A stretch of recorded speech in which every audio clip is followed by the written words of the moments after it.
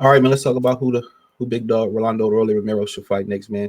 Thumbs up the video, share the video, subscribe to the channel. Next subscribe button is the bell icon button. Hit all notification, increase your chance, get notifications. We go live or drop video.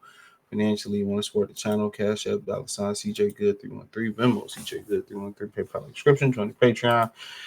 Really, obviously it won't be. I don't think it'll be Ennis next. I don't think it'll be Ennis next. I think Ennis has got a mandatory. Then after that, it seemed like T.O. could be an option. Norman can be an option. Barrios could be fighting Pacquiao. So, I mean, if he can't get the Barrios, the WBC belt, really, you got to ask yourself about Ennis. Should he just go up? You know, that should be a great question. If he can't get that Ennis belt, should he just go up? That's the $1,000,000 question. If I can't get that Ennis belt, I just think at that point, you probably should just go up and wait. If I can get undisputed, I got the ring belt. And I ain't saying that, he should go up and wait just for the fact to appease the fans. I'm saying it for the fact that, if you can't get undisputed and they won't give you a fair shot at the belt, then, I just think the smart thing to do is just, guess what? Go move up. I know ideally he would like to move up. I think he would like to move up for a simple fact that you would actually want to move up from the fact of you want to make sure everybody, did they thug thizzle already. You know what I'm saying? What I mean, everybody then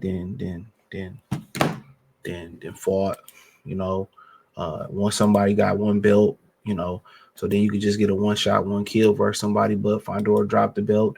And it's also a rumor about Charlo and Thurman fight. So really, for Ennis, undisputed dreams it really come down to the simple fact that, the politics play a major role in you really getting what you really get out of the undisputed thing. So for me, I feel like it's unfortunate for him because politics is going to play a huge part in him getting that opportunity. You know what I'm saying? And if Barrios fight Pacquiao, let's say he win and he get a bag, you think he coming back anytime soon to rush against Ennis? No, Ennis is gone. So does Ennis take the high road and just be like, you know what, I fight Norman for the unofficial 3-belt undisputed and then I go up? Do we just sit there and apply pressure on Mario Barrios? And the thing about applying pressure on a guy like Mario Barrios, from the simple fact of it is Mexicans don't apply pressure on their people. Now, some people that made case for Ryan Garcia talking about Mexicans, well, difference was Rolly kept his hand up. Keep these nuts up, nigga.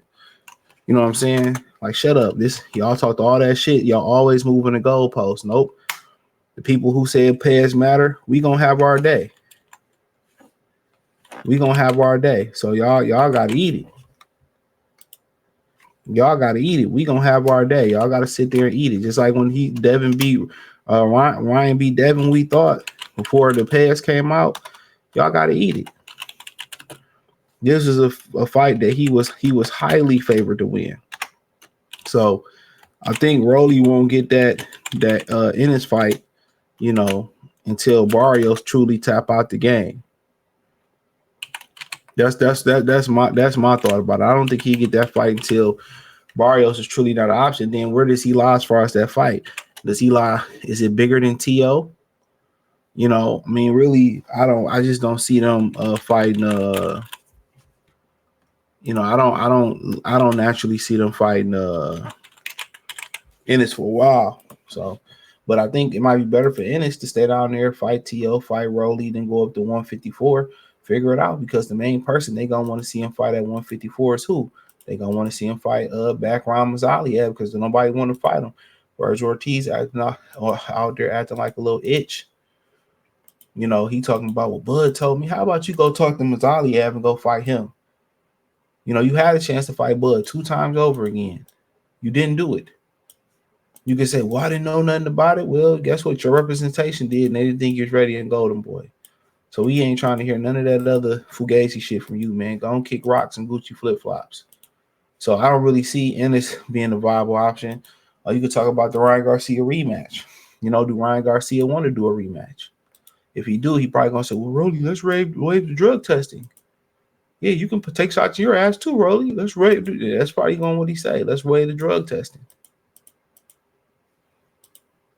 You can do what you want to do. I can do what they want to do. You never get out. But yeah, if they paying you, you know, if Turkey gonna pay you how you weigh, yeah, absolutely, absolutely. So that's always an opportunity. But do Ryan want to get in? That was a challenging thing about it. Ryan got in there with Rolly because he thought he was Chinny. That's why Ryan got in there with Rolly. He thought he was Chinny.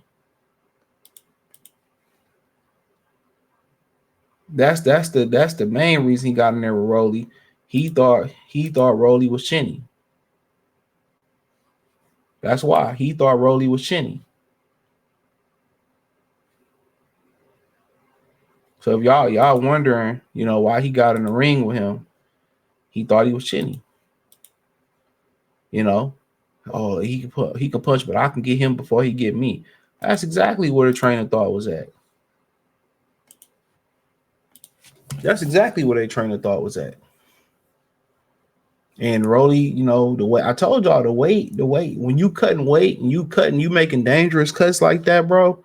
I'm gonna tell you something. You making dangerous cuts like that and cutting below, yes, that can hurt your legs. Yes, that can hurt your chin. You know what I'm saying? As you gain more weight, you get more stronger. So your chin should hold up a little bit better, unless you just ain't got one.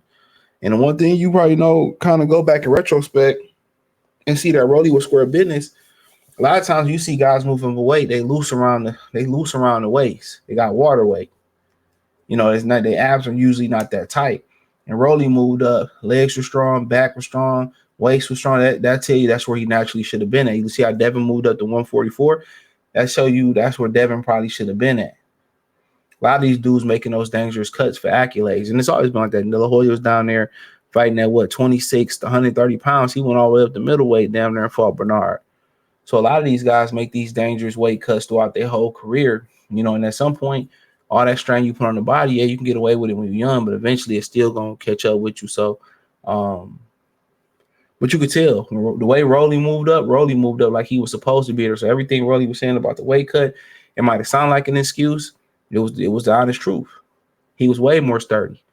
Ryan wasn't throwing that shit like he was throwing it, but, you know, whatever. And then you can talk about the Devin fight. I mean, if I'm Rolly, I want to get that shit out the way now. You know, and ain't no better point that Rolly than now. I mean, Devin technically didn't fight at 147. Ramirez didn't pull the trigger. Ramirez don't hit as hard, probably not as fast, you know, as Rolly. Rolly wasn't as sharp as Rolly was that night. Devin scared to get hit. If I'm Rolly, I like my chances versus Devin right now. This nigga got PTSD. I'm a puncher. If he gonna move around the ring like that, so be it. But eventually, I feel like I'll be able to catch him. I ain't Ramirez. I ain't the old shot fighter. If I don't catch him, it's really going to be an indictment even more on Devin Haney that he didn't look good. If I'm Rolly, that's probably the fight I press play on next. What more winnable fight do you got to? You got a guy that who jaw probably was confirmed in that fight. That's probably why Devin wasn't trying to get hit. It's probably confirmed Ryan did break his jaw. You know, he didn't want to get hit. And when you got a broken jaw, you know, you got to make sure you can take that punishment, even though when you break a bone and it heals, a lot of times it's supposed to grow back bigger, stronger. But when you're dealing with, you know, something like that, I mean, you can say, well, he still fought with a broken jaw. So that, yeah, that's different though. When you're still fighting with it, you know what I'm saying? The adrenaline is going, you in the fight, you in a survival mode, but you remember that pain. You really don't want to get your jaw broken twice, because then you probably like, I probably need to head up out of here. Probably need to retire. So even though he was mastering with Ramirez of the art of not getting hit and showing that he got defense, a true defender is a guy that can sit in your face and you can't hit him, but he can hit you. Or a true defender is a guy that, you know, he make you miss, but he make you pay. So Devin got to worry about that. And the problem with one of the reasons why Devin really couldn't make Ramirez pay is because he loading up on one or two big shots. That's why he loading up on one or two big shots. So if you was wondering, you know, why Devin was struggling, you know, he loading up looking for the perfect shot. Just touch him. So he got the, you know, moving and all that, but just touch him. Just touch him. Just touch him as fast as you can. Get and touch him 2-3 times. Get out the way. Pepper him. Double jab. Get out the way. 2-3 times. Hold your ground. Slip him. Pop. Just touch him. When you start touching them, then you got to do things to get out of characteristics, start swinging for the fences, start, lunging, start squaring up. Then you can start kind of sitting down on your shots a little bit. But, when you bring 2 or 3 new people in camp, keep transitioning to trainers, you know what I'm saying? It take a while to get your feet wet. But his biggest downfall, other than, probably scared to get hit on the jaw again, is he looking for one big shot. It's not who you are. Touch and swimming without getting it wet. Just worry about it. Use your speed. Touch him, get out of there. Touch him, get out of there.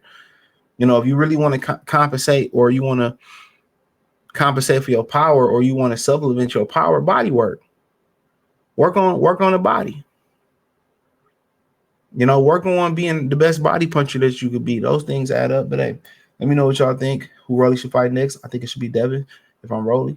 But hey, hit the link in the description. Follow me on X, Instagram, Spotify, Anchor, Cash App, Venmo, PayPal, Amazon, Kick, Twitch. Join the Patreon. Everything inside the link tree is the first link in the description. Peace.